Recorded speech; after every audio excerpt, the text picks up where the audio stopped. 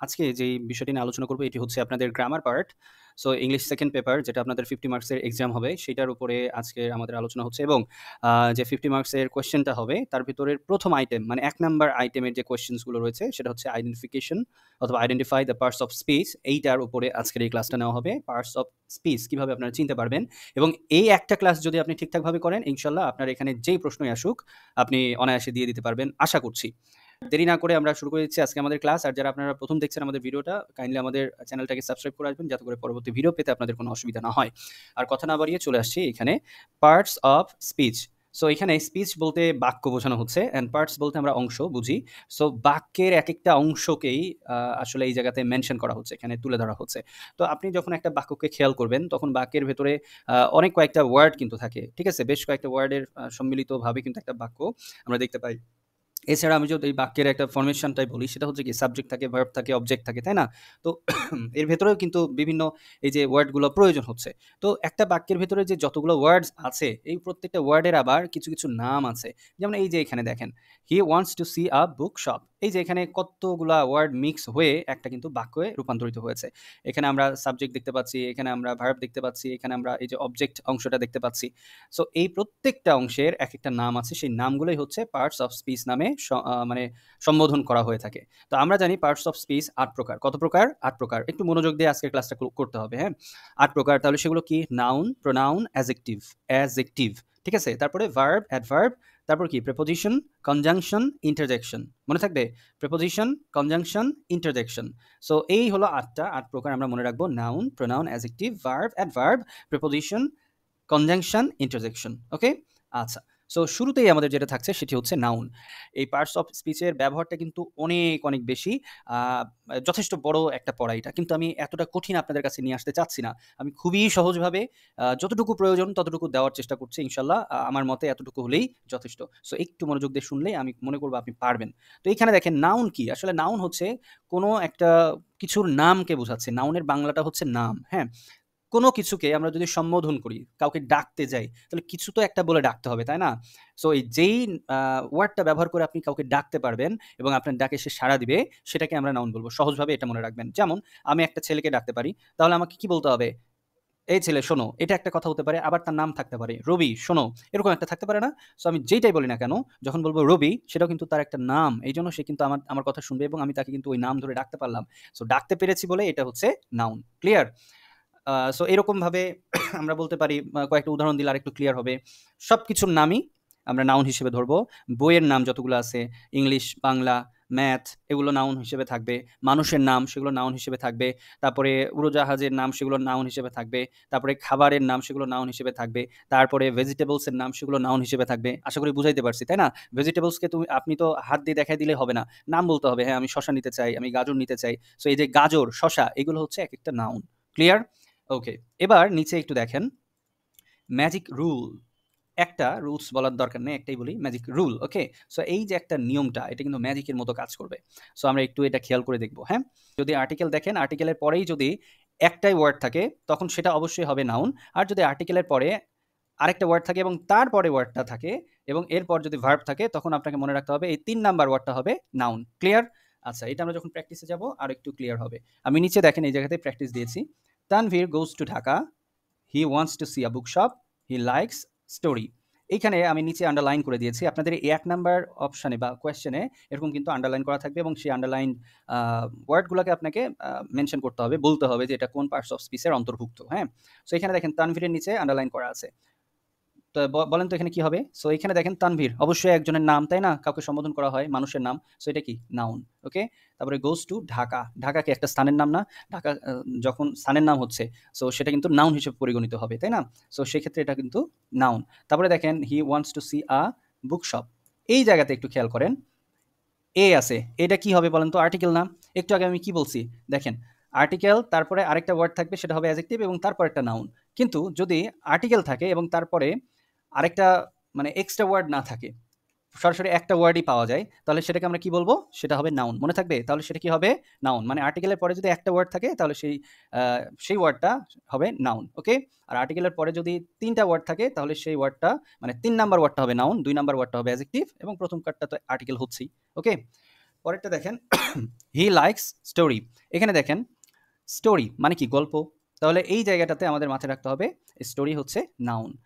এখন আরো একটা বিষয় আমি ক্লিয়ার করে দিই, এই নাউন কোথায় কোথায় বসতে পারে বাক্যে। আমরা তো জানি বাক্যের যদি একটা সাধারণ ভাগ করি তাহলে কি সাবজেক্ট থাকবে, ভার্ব থাকবে আর অবজেক্ট থাকবে। সাবজেক্ট সাধারণত বাক্যের শুরুতে হয় আর ভার্ব মাঝখানে এবং অবজেক্ট শেষে। সো নাউন সাবজেক্টের জায়গাতেও বসতে পারে, অবজেক্টের জায়গাতেও বসতে পারে। মনে থাকবে নাউন সাবজেক্টের জায়গায় বসতে পারে, অবজেক্টের জায়গাতেও বসতে পারে। যেমন এই যে হি লাইক স্টোরি, এটা কি অবজেক্টের জায়গায় নাউনটা বসছে। হ্যাঁ, তারপর দেখেন এই যে he wants to C a book shop, এটা কিন্তু অবজেক্টের জায়গায় নাউনটা বসছে। কিন্তু এখানে দেখেন তানভীর গোস টু ঢাকা, এখানে দেখেন তানভীর এটা কিন্তু সাবজেক্টের জায়গায় বসছে, আর ঢাকা এটা কি, এটা অবজেক্টের জায়গায় বসছে।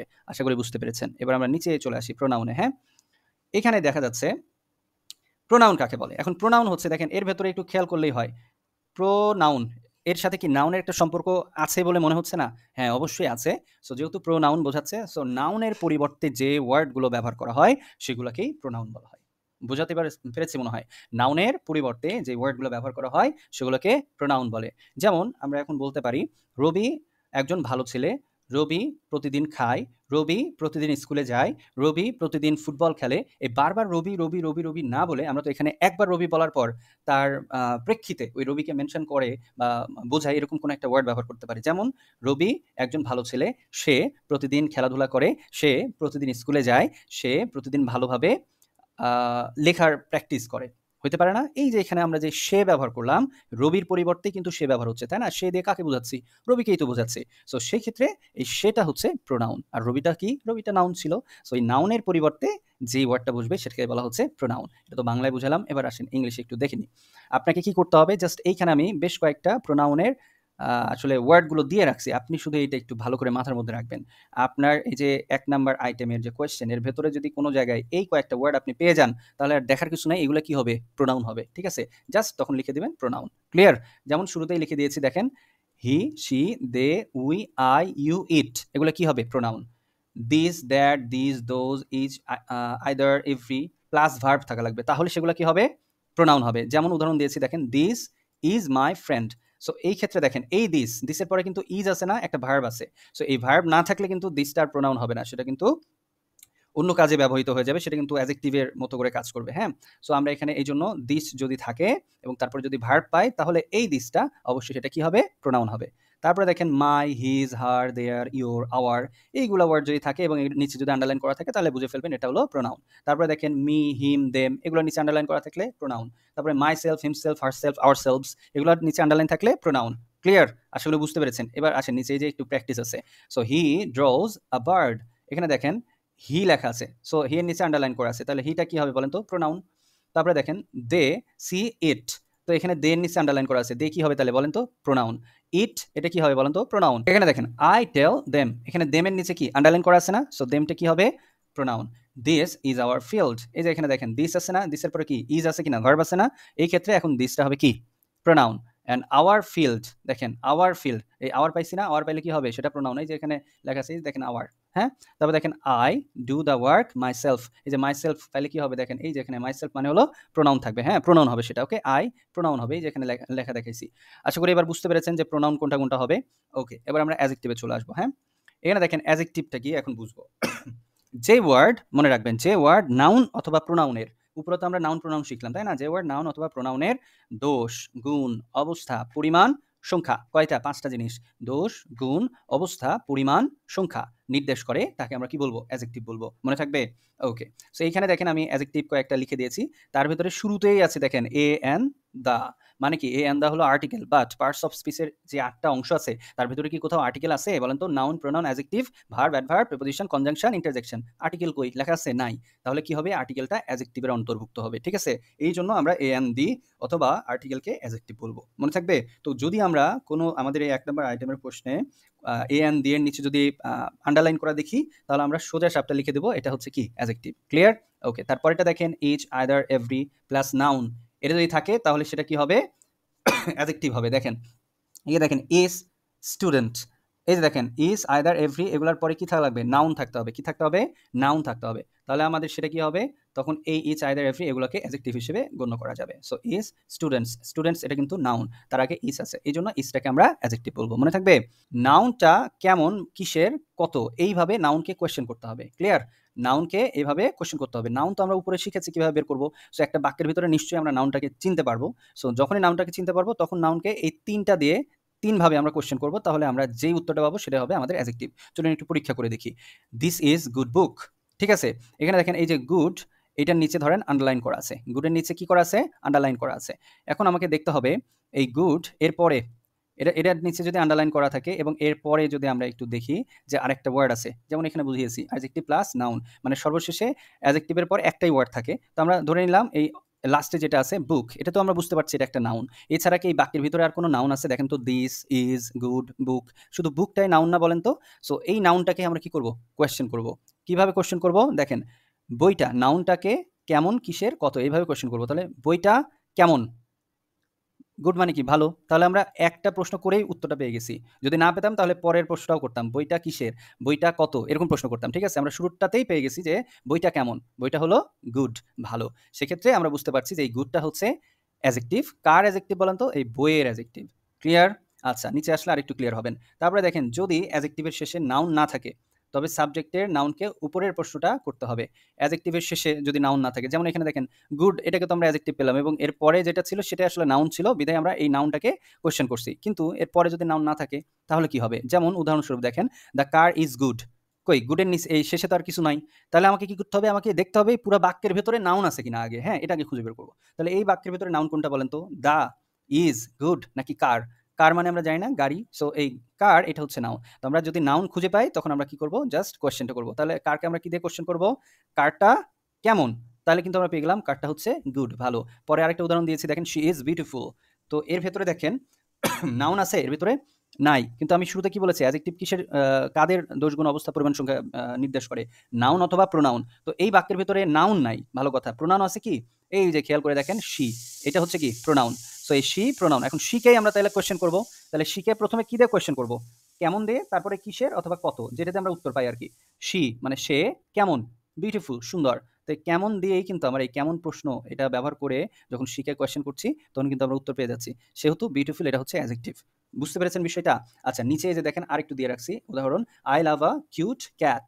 মনে রাখবেন আর্টিকেলের পরে যেই ওয়ার্ডটা থাকবে, এই যে আমি বলেছিলাম, এই যে এখানে দেখেন, এই যে এইটা আর্টিকেল, অ্যাডজেক্টিভ, নাউন। মানে যদি আর্টিকেলের পরে ২টা ওয়ার্ড থাকে তাহলে ৩ নাম্বার ওয়ার্ডটা হবে নাউন, ২ নাম্বার ওয়ার্ডটা হবে অ্যাডজেক্টিভ। বোঝা গেছে? এই যে দেখেন আর্টিকেল, অ্যাডজেক্টিভ, নাউন। তাহলে আর্টিকেল ১ নাম্বার ওয়ার্ড, ২ নাম্বার ওয়ার্ডটা অ্যাডজেক্টিভ এবং ৩ নাম্বার ওয়ার্ডটা নাউন। তো সেক্ষেত্রে এখানে দেখেন আর্টিকেলের পরে কয়টা ওয়ার্ড আছে? এ হলো আর্টিকেল, কিউট একটা ওয়ার্ড, ক্যাট একটা ওয়ার্ড। তাহলে আমরা বুঝে নিব যে ৩ নাম্বার ওয়ার্ডটা এটা হচ্ছে নাউন, ২ নাম্বার ওয়ার্ডটা কিউট, এটা হচ্ছে অ্যাডজেক্টিভ, আর এটা তো আর্টিকেল হয়ে গেল। বুঝতে পারছি? এবার দেখেন people help the poor person. ঠিক আছে? এখানে ধরেন এন হবে। তো এই ক্ষেত্রে আবার দেখেন উপরের এই রুলসটা কিন্তু খাটতেছে যে আর্টিকেলের পরে যদি ২টা ওয়ার্ড এক্সট্রা থাকে তাহলে ৩ নাম্বার ওয়ার্ডটা নাউন হয়, ২ নাম্বার ওয়ার্ডটা অ্যাডজেক্টিভ হয়। তাহলে দেখেন আর্টিকেল পেলাম, আর্টিকেলের পরে কি এক্সট্রা ২টা ওয়ার্ড আছে না, পুয়ার এবং পারসন। সো সেই ক্ষেত্রে পারসনটা হচ্ছে নাউন আর পুয়ারটা হচ্ছে কি? অ্যাডজেক্টিভ। ক্লিয়ার? এবার দেখেন he reads story book very well. এখানে বলা হচ্ছে সে সে খুবই ভালোভাবে বই পড়ে। হ্যাঁ, এখন কথা হচ্ছে হি রিডস স্টোরি বুক। এখন এই জায়গাতে দেখেন তো, এই যে এই রুলসটা দেখেন, অ্যাডজেক্টিভের পরে কি থাকে? নাউন থাকে। তো স্টোরি বুক, আমি বারবার বলতেছি একটা বাক্যকে, বাক্যের ভেতরে যেটাতে আন্ডারলাইন করা থাকবে তারপরে আপনাকে দেখতে হবে নাউন আছে কিনা। যেটা আন্ডারলাইন করা থাকবে তারপরে আছে নাউন আছে কিনা। যদি নাউন থাকে তাহলে সেই নাউনটাকে আমরা কোয়েশ্চেন করবো পরেরটা দিয়ে। আর যদি এখানে ধরেন এই বুকটা না থাকতো তাহলে হিকে আমরা কোয়েশ্চেন করতাম। বুঝতে পারছি? যদি এই যে স্টোরিতে আন্ডারলাইন করা আছে, স্টোরির পরে আমরা নাউন খুঁজে পাইছি না, তাহলে সেক্ষেত্রে আমরা নাউন, এই বুক এটাকেই প্রশ্ন করব। আর যদি স্টোরির পরে এই বুক এটা না থাকতো তাহলে আমরা কাকে কোয়েশ্চেন করতাম? হিকে কোয়েশ্চেন করতাম। সো সেক্ষেত্রে আমরা বইটাকে যদি এখন বলি বইটা কেমন, দেখেন কেমন স্টোরি, এটা কি মনে হচ্ছে? বইটা কেমন? বইটা গল্প। ঠিক হলো না তো? তাহলে আমরা বলতে পারি, পরের কোয়েশ্চেনটা করি, বইটা কিসের? গল্পের। তাহলে এবার কি আমরা বুঝতে পারছি না? বইটা হচ্ছে গল্পের। সো সেই ক্ষেত্রে আমরা পেয়ে গেলাম স্টোরি, এটা হচ্ছে অ্যাডজেক্টিভ। আশা করি বুঝাইতে পেরেছি। এবারে আসি আমরা ভার্বের কাছে। হ্যাঁ, ভিডিওটা একটু লং হয়ে যাচ্ছে মনে হয়। আপনারা আসলে একটু ধৈর্য ধরে এটা দেখবেন। হ্যাঁ, তাহলে আপনাদের জন্য ইজি হবে। ওকে, ভার্বটা করিয়ে আর কি আজকের মতো এখানে শেষ করে দিব এই পার্টটা। পরের পার্টে আবার পরবর্তী আলোচনা করব। হ্যাঁ, ওকে। সো এইখানে দেখেন ভার্ব কি? যখন কোনো ওয়ার্ড দিয়ে কোনো কাজ সম্পাদন হওয়া বোঝায়, কাজ সম্পাদন হওয়া বুঝালে সেই ওয়ার্ডটাকে বলবো আমরা ভার্ব। ঠিক আছে? এখন ভার্বের অনেক ধরন আছে। আপনাদের এই ১ নাম্বার আইটেমটা উত্তর করতে যেটুকু লাগবে আমি আসলে সেটুকুই দেখানোর চেষ্টা করছি এবং সহজভাবে। সো এই জায়গায় দেখেন আমি একটু লিখে রেখেছি। এতটুকু আপনি যদি মনে রাখেন তাহলে আমার মনে হয় আপনি আপনার আনসারগুলো করে ফেলতে পারবেন। এখানে কিন্তু ভার্বের মানে আমি নিয়মতান্ত্রিকভাবে কোনো ক্যাটেগরির ভেতরে ঢুকছি না, হ্যাঁ? আমার মতো করে আমি আপনাদের দিয়েছি যেটা প্রয়োজন। সো এখানে দেখেন অ্যাকশন ভার্ব। কি ভার্ব? Action verb. যেগুলা দিয়ে আসলে সরাসরি কাজ সম্পাদন করা হয় এবং যেগুলা আ নড়াচড়া করে আরকি, মুভমেন্ট আছে যেগুলাতে, ঠিক আছে? মানে একদম পিওর যেটা দিয়ে কাজ সম্পাদন হয়, তারা একাই স্বয়ংসম্পূর্ণ কাজ করতে পারে, হ্যাঁ? সো সেগুলোকে আমরা অ্যাকশন ভার্ব বলতেছি। যেমন গো, রান, ইট, স্লিপ, ড্রাইভ, রিড, রাইট সবগুলোতেই কিন্তু আপনাকে নড়াচড়া বা মুভমেন্ট আছে, তাই না? সেক্ষেত্রে দেখেন এখানে উদাহরণ দিয়েছি, হি ইজ রিডিং আ বুক। এই দেখেন রিডিং, এই রিডিং যখনই এর নিচে যদি আন্ডারলাইন থাকে তাহলে আমরা কি বুঝবো? এটা হচ্ছে ভার্ব। তারপরে আই অ্যাম রানিং, দৌড়াচ্ছি, আমি দৌড়াচ্ছি। তাহলে এখানে রানিং এর নিচে যদি আন্ডারলাইন থাকে তাহলে আমরা কি বুঝবো? এটা ভার্ব। দে ইট ফুড, তো এই যে ইট এর নিচে আন্ডারলাইন, ইট মানে কি? খাওয়া, আমরা তো বুঝতে পারছি এটা ভার্ব। উই স্লিপ, স্লিপ, স্লিপের নিচে আন্ডারলাইন, স্লিপটা কি হবে?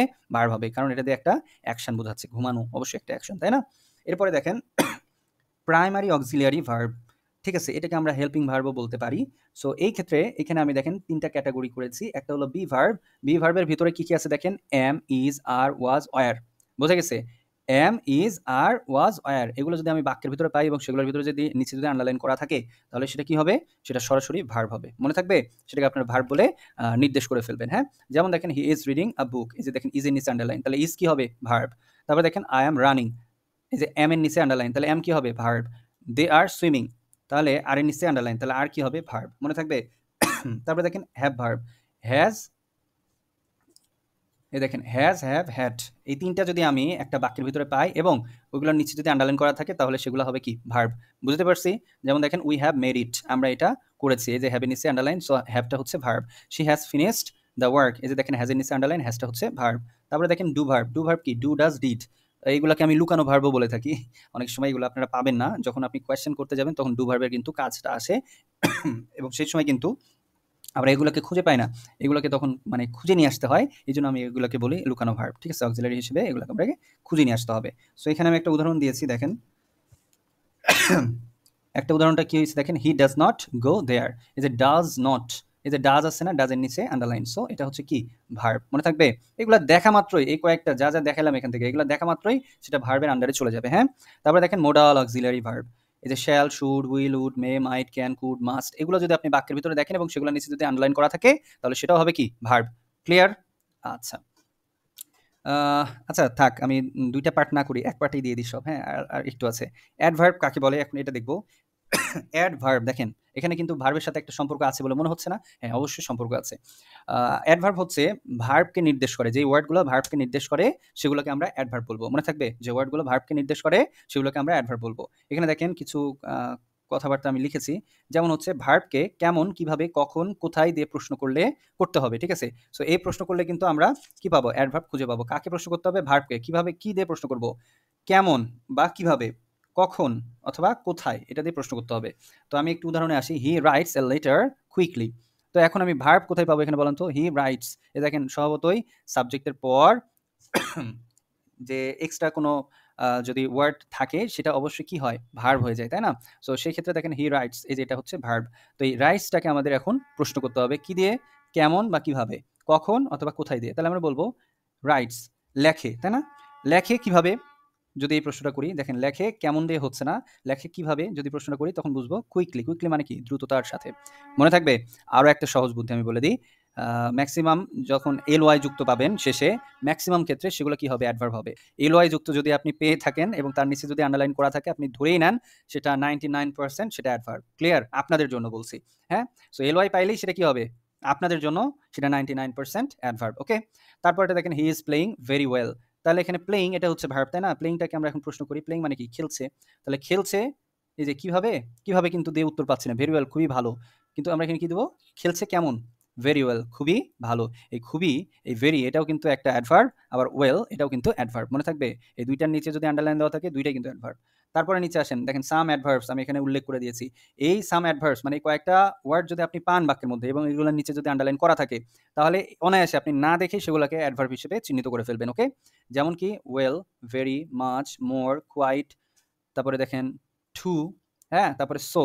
এই কয়েকটা যদি আপনি পান বাক্যের ভিতরে এবং সেগুলা আপনি জাস্ট এই সো বাদ দিয়ে এই বাকিগুলা আপনি এগুলাকে কি দেখা মাত্র সেগুলোকে অ্যাডভার্ব বানিয়ে ফেলবেন।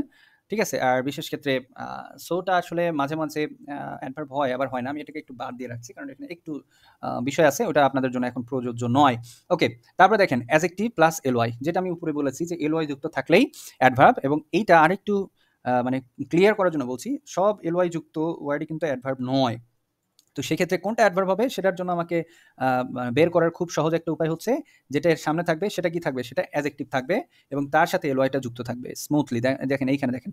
স্মুথলি, স্মুথ মানে খুবই সুন্দরভাবে, হ্যাঁ? আ ভালোভাবে এই কথা বোঝানোর চেষ্টা করছে। এটার সাথে দেখেন এলওয়াই যুক্ত আছে। তারপরে দেখেন সাডেন এর সাথে এলওয়াই যুক্ত আছে। ব্যাড মানে কি খারাপ, খারাপের সাথে এলওয়াই যুক্ত আছে। ব্যাড কিন্তু অ্যাডজেক্টিভ তার সাথে এলওয়াই যুক্ত হয়ে ব্যাডলি, এলওয়াই যুক্ত হয়ে কিন্তু অ্যাডভার্ব হয়েছে। ওকে, তারপরে আসেন প্রিপোজিশন। প্রিপোজিশনে আমরা এখানে দেখব যে কয়েকটা বিষয় যদি আমরা একটু মাথায় রাখি তাহলে আমার সব উত্তর হয়ে যাবে। ঠিক আছে? এটা নাউন বা প্রোনাউনের পূর্বে বসে এটা কিন্তু একটা সুন্দর সম্পর্ক স্থাপন করে দেয়, হ্যাঁ? সো সেই ক্ষেত্রে আমরা এটাকে একটু দেখার চেষ্টা করব। এখানে আমি উপরে যে কয়েকটা লিখেছি যেমন এটাকে হ্যাঁ, এই যে to, in, on, at, into, of, by, for, from, against, with, after, before, towards, under, above, through, beside এই কয়টা আপনি মুখস্থ করে ফেলবেন। এগুলো যদি বাক্যের ভিতরে পান আর এগুলোর নিচে যদি আন্ডারলাইন থাকে তাহলে সেটা অবশ্যই প্রিপোজিশন হবে। এর থেকে আর সহজ করে কিছু বলতে পারতেছি না, ওকে? সো আপনার কাজ হবে এতটুকু জাস্ট একটু মাথার মধ্যে নিয়ে নেওয়া যে এই কয়টা হচ্ছে প্রিপোজিশন। এর বাইরেও কিন্তু প্রিপোজিশন আছে। নিচে কয়েকটা উদাহরণ দিয়েছি দেখেন। The book is on the table. এখানে দেখেন অন এর নিচে আন্ডারলাইন, অন এর ভিতরে আমরা কিন্তু পাবো এই যে দেখেন অন। সো অনটা হচ্ছে preposition. He is against me, এই যে এগেইনস্ট এর নিচে দেখেন দাগ, এটা হচ্ছে preposition. He is said by me, দেখেন বাই এর নিচে দাগ, এটা হচ্ছে প্রিপোজিশন। এই যে উপরের এতটুকু জাস্ট আপনি মুখস্থ করে ফেলেন, আপনার জন্য আর কোনো অসুবিধা হবে না প্রিপোজিশন বের করতে, ওকে? এরপর আসেন কনজাংশন। কনজাংশনটা কি? কনজাংশন হচ্ছে মনে করেন যে এক বাক্যের সাথে আরেকটা বাক্যের সম্পর্ক স্থাপন করে। এক বাক্যের সাথে আরেকটা বাক্যের সম্পর্ক স্থাপন করে। মনে থাকবে কথাটা? তো সেক্ষেত্রে দেখেন আপনি এটাও একটু মুখস্থ করে ফেলেন, এতটুকু আপনার আর কিছু লাগবে না। হ্যাঁ? ইনশাআল্লাহ। অ্যান্ড অর বাট আপনি শুধু এই ৩ টা যদি মনে রাখেন, and or but, and or but যদি মনে রাখেন তাই আপনার উত্তর হয়ে যাবে। ২-১ টা হয়তো বা এদিক ওদিক হইতে পারে, বাট মেক্সিমাম ক্ষেত্রে আপনি অ্যান্ড অর বাট পাবেন। তো আপনি যদি বাক্যের ভিতরে অ্যান্ড অর বাট পান এবং সেগুলোর নিচে যদি আন্ডারলাইন দেখেন তাহলে সেটা অনায়াসে কি হবে? কনজাংশন। ওকে? ক্লিয়ার? Very good. এবার আসেন নিচে আসি ইন্টারজেকশন। ইন্টারজেকশন হচ্ছে আপনার যে দুঃখ দুর্দশা বা আকস্মিক কোনো বিষয় খুবই মানে কি চমকে গেছেন বা ভালো লাগা, খারাপ লাগা এই ব্যাপারগুলো প্রকাশ করার ক্ষেত্রে আমরা ইন্টারজেকশনগুলো ব্যবহার করে থাকি। ঠিক আছে? এই ক্ষেত্রে যে আমি বলব এই কয়টা আপনি জাস্ট মুখস্থ করে ফেলেন। কি, কি? Hurrah, alas, bravo or bravo, hi, hello এই কয়টা যদি আপনি মুখস্থ করে ফেলেন আশা করি আপনার আর কিছু লাগবে না। এবার আমরা আসি একদম লাস্ট ফিনিশিং প্র্যাকটিস। একটা প্র্যাকটিসের মাধ্যমে দেখি আমরা আসলে কতটুকু শিখতে পারলাম। ওকে, দেখি আপনারা পারেন কিনা। এখানে দেখেন বলেন তো ওয়াও এটা কি হবে? এটা পার্টস অফ স্পিচের কোনটা হবে বলেন তো? Preposition, conjunction, interjection, verb, adverb না কোনটা? ওয়াও। এই যে এখানে দেখেন। এখানে লিখি নাই না? আচ্ছা এখানে দিয়ে দিলাম। এই যে ওয়াও। ঠিক আছে? এই ওয়াও যদি আপনি পান তাহলে কি হবে সেটা ইন্টারজেকশন। তাহলে এখন বুঝতে পারতেছেন ওয়াও এটা কি হবে? ইন্টারজেকশন। আরেকটা দেখেন খুবই চমৎকার বিষয় হচ্ছে এরপরে আপনারা অনেক সময় কি দেখতে পাবেন? এক্সক্লেমেশন চিহ্ন মানে বিস্ময়সূচক যে চিহ্নটা থাকে সেটা আপনারা দেখতে পাবেন। তাহলে কিন্তু আপনারা বুঝতে পারবেন। সো এটা কি হবে? ওয়াও! এটা হলো আপনার অবাক হওয়ার ব্যাপারটা প্রকাশ করতেছে। ওকে? সো এটা কি হবে? এটার কোন পার্টস অফ স্পিচ এর আন্ডারে যাবে? ইন্টারজেকশন। ওকে? তারপরে দেখেন দ্য লিটল পাপি। এখানে দেখেন লিটল লেখা আছে। পাপি বলতে এখানে ছানা বোঝাচ্ছে। কুকুরছানা বললেও হবে, অসুবিধা নাই। তো সেক্ষেত্রে দেখেন এখানে লিটল এর নিচে আন্ডারলাইন করা আছে, পাপির নিচে আন্ডারলাইন করা আছে। তাহলে এই ক্ষেত্রে আপনি দেখেন লিটল এখানে আমাদের উপরে একটু অ্যাডজেক্টিভ এর নিয়ম আমরা পড়েছি কিন্তু। আর্টিকেলের পরে যদি এক্সট্রা ২ টা ওয়ার্ড থাকে, কয়টা ওয়ার্ড থাকে? ২ টা ওয়ার্ড থাকে। এই শেষেরটা কি হবে দেখেন? নাউন হবে। মানে ৩ নাম্বারটা হবে কি? নাউন এবং তার মাঝখানেরটা ২ নাম্বারটা হবে অ্যাডজেক্টিভ। তাহলে সেক্ষেত্রে লিটলটা কি হবে বলেন তো? অ্যাডজেক্টিভ এবং পাপি এটা কি হবে বলেন তো? নাউন। Very good. তারপরে দেখেন ran through the lush green garden এখানে দেখেন through থ্রুটা কি হবে বলেন তো? এই যে একটু উপরে আসলে দেখতে পাবেন এই যে দেখেন থ্রু প্রিপোজিশনের এখানে কিন্তু আমি দিয়ে রাখছি। সো এটা একটু মুখস্থ করে নিবেন। তাহলে থ্রু হচ্ছে এখানে কি? প্রিপোজিশন। ওকে? দ্য লাশ, লাশ বলতে আসলে ঘন। হ্যাঁ? তো এই ঘন যে একটা সবুজ বন বা সবুজ বাগান এই কথা বলা হচ্ছে। তাহলে এটা কি হবে বলেন? আবার দেখেন এখানে রুলস এর মধ্যেই পড়তেছে। দ্য আর্টিকেল আছে কিনা? তাহলে দেখেন লাশ গ্রিন গার্ডেন এখানে ৪ টা আছে। আর্টিকেলের পরে আরো দেখেন ৩ টা ওয়ার্ড আছে, তাই না? সো সেক্ষেত্রে এইটা কিন্তু আমাদের রুলস এর বাইরে চলে আসছে। আরেকটা রুলস এখানে দেওয়া লাগতো। সেটা হলো কি? আর্টিকেলের পরে যদি ৩ টা ওয়ার্ড থাকে তাহলে সর্বশেষের ওয়ার্ডটা মানে ৪ নাম্বার ওয়ার্ডটা হবে নাউন, ৩ নাম্বার ওয়ার্ডটা হবে অ্যাডজেক্টিভ এবং ২ নাম্বার ওয়ার্ডটাও হবে অ্যাডজেক্টিভ। ক্লিয়ার? এই ফরমেশন আপনি খুব কম পাবেন। এইজন্য এই রুলসটা আমি উপরে লিখি নাই। তো এখন আপনি বুঝতেই পারতেছেন। যেমন দেখেন এখানে গার্ডেন এটা লাস্টের নাউন না। যেমন ধরেন এতটুকুর মধ্যে দ্য লাশ গ্রিন গার্ডেন। এই যে গার্ডেন এটা নাউন এটা তো বুঝতে পারছেন। গার্ডেন মানে কি? নাউন না? বাগান না? সো এটা নাউন। তাহলে নাউনকে আমরা যদি এখন প্রশ্ন করি বাগানটা কেমন? কি প্রশ্ন করব? বাগানটা কেমন, তাহলে কি আসে? লাশ মানে কি? এটা মানে হলো ঘন। আবার গ্রিন মানে কি? সবুজ। তাহলে দেখতেছেন এই লাশ এবং গ্রিন এই ২ টাই কার কথা বলতেছে? গার্ডেনের কথা বলছে না? তো গার্ডেন তো নাউন। তাহলে যে ওয়ার্ডগুলো নাউন বা প্রোনাউনের কথা বলে সেগুলো কি? অ্যাডজেক্টিভ। সো সেক্ষেত্রে এই ২ টা হচ্ছে অ্যাডজেক্টিভ। তারপরে দেখেন ইট, ইট কি? প্রোনাউন। এটা বলার কিছু নাই। উপরে কিন্তু দেখিয়েছি। Chest, colourful butterfly. এখানে দেখেন ইট এর পরেই প্রোনাউন বা নাউনের পরেই সরাসরি ভার্ব চলে আসছে। এটা কি? ভার্ব হবে। ক্লিয়ার? এর ভিতরে আর কিছু আছে? নাই। তারপরে দেখেন আবার আর্টিকেল পাওয়া গেছে এ। তারপরে দেখেন কালারফুল বাটারফ্লাই। এই যে এই ৩ টার ভিতরে আবার পাইছেন না? দেখেন এই বাটারফ্লাই এর নিচে আন্ডারলাইন করা আছে। তাহলে বলেন তো এটা কি হবে? নাউন না অ্যাডজেক্টিভ? অবশ্যই এটা কি হবে? নাউন হবে। আর এই যে কালারফুল এটা হবে অ্যাডজেক্টিভ। কারণ এই যে আমরা জানি আর্টিকেলের পরে ৩ টা ওয়ার্ড থাকলে শেষের ৩ নাম্বার ওয়ার্ডটা হবে কি হবে? নাউন। তারপর ২ নাম্বার ওয়ার্ডটা হবে অ্যাডজেক্টিভ। আর এটা তো আর্টিকেলই আছে। Above the bright flowers. আবার দেখেন ওই রুলস, একই রুলস বারবার ঘুরে ফিরে আসবে, হ্যাঁ? তাহলে এখানে দেখেন আর্টিকেল আছে না? আর্টিকেলের পরে আরেকটা ওয়ার্ড আছে, আরেকটা ওয়ার্ড আছে। তাহলে এখানে আমরা লাস্টের ৩ নাম্বার ওয়ার্ডটা কি হবে? এটা নাউন হবে। তাহলে ২ নাম্বার ওয়ার্ডটা কি হবে? অ্যাডজেক্টিভ হবে। সো ব্রাইট হচ্ছে অ্যাডজেক্টিভ। ওকে, পরেরটাতে আসি। He tripped over a small rock. ঠিক আছে? তাহলে ট্রিপড মানে আসলে হোঁচট খাওয়া। সে হোঁচট খেলো। ওভার, ওভারটা একটু দেখলে বুঝবেন প্রেপোজিশন। ঠিক আছে? উপরে লিখে দিয়েছি, মুখস্থ করে ফেলবেন।